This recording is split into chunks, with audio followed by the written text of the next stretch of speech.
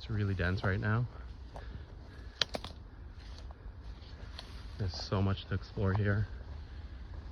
So many areas.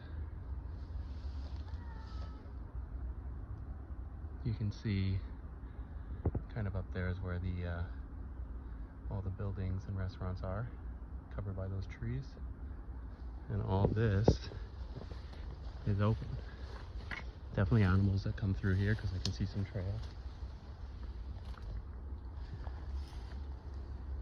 A little bit in the open here. I just want to give you an idea of what's out here. Really lush. Typically I come from there where you see the tips of the houses are, all the way from my video.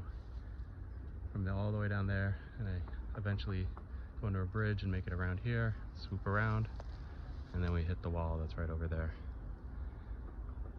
Down that way is a tunnel, which leads to the other woodlot we've been exploring together.